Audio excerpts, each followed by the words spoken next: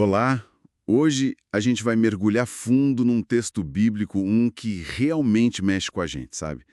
Isaías capítulo 53.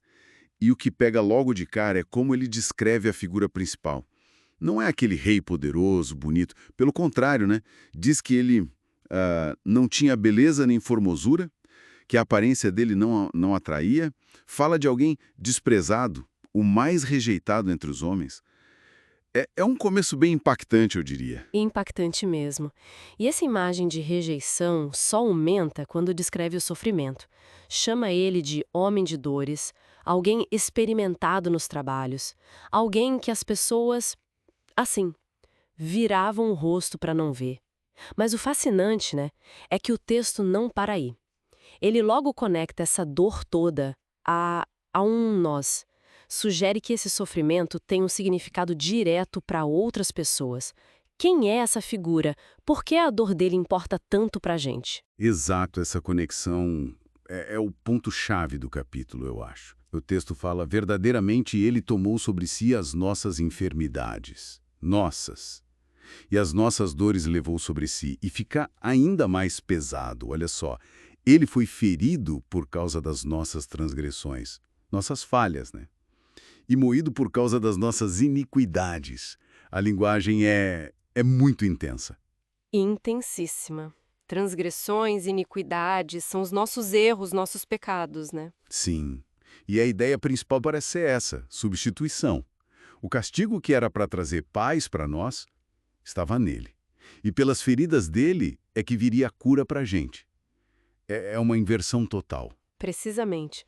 É uma transferência bem explícita de consequência, de culpa mesmo. Pensa naquela imagem. Todos nós andávamos desgarrados como ovelhas, cada um para o seu lado. Mas o Senhor fez cair sobre ele a iniquidade de nós todos. Isso é o que a gente chama de sofrimento vicário, né? Sofrer no lugar do outro. Sofrimento vicário. É um bom termo.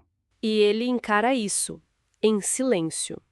Diz que foi oprimido e afligido, mas não abriu a sua boca.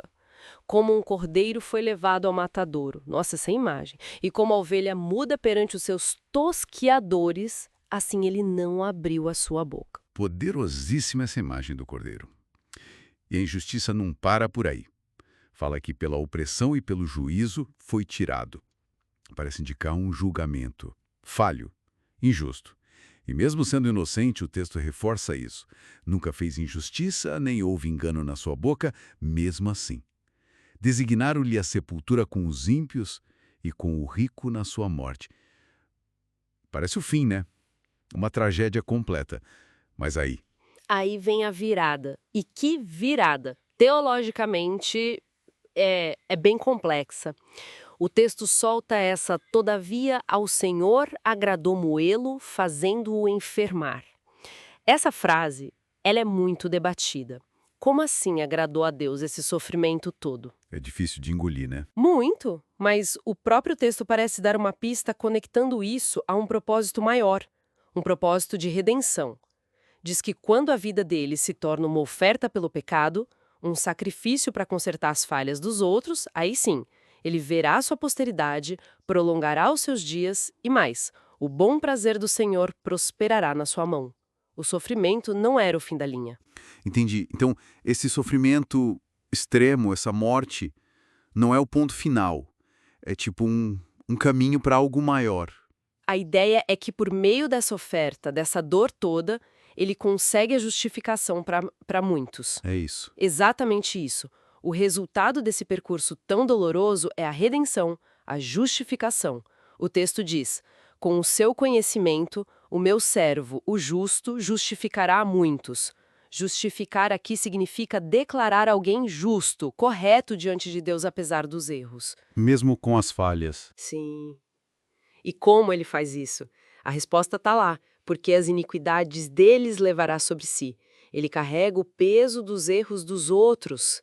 Faz isso para que outros possam ser vistos como justos. É um conceito, assim, radical de graça, né? Uma graça que vem através desse sofrimento no lugar do outro. Certo. Então, recapitulando um pouco, Isaías 53 pinta esse quadro de um servo. Um servo que é desprezado, rejeitado, mas que carrega as dores e os erros dos outros. Voluntariamente, em silêncio. E a morte dele, que parece totalmente injusta, é apresentada de forma paradoxal como parte de um plano divino maior. Uhum. E esse plano resulta na justificação de muitos e, no fim, na exaltação dessa figura. Ele derramou a sua alma na morte, foi contado com os errados. Mas ele levou sobre si o pecado de muitos e intercedeu pelos transgressores. É uma narrativa densa, cheia de camadas para pensar. O inocente beneficiando muitos culpados. Isso desafia muito do que a gente pensa sobre justiça, sobre merecimento, sabe? Como essa ideia de um sofrimento substituto tão radical como aparece aqui em Isaías, como ela conversa ou entra em conflito com o nosso jeito de entender justiça e misericórdia em outras áreas da vida. Fica aí a provocação para a gente continuar pensando.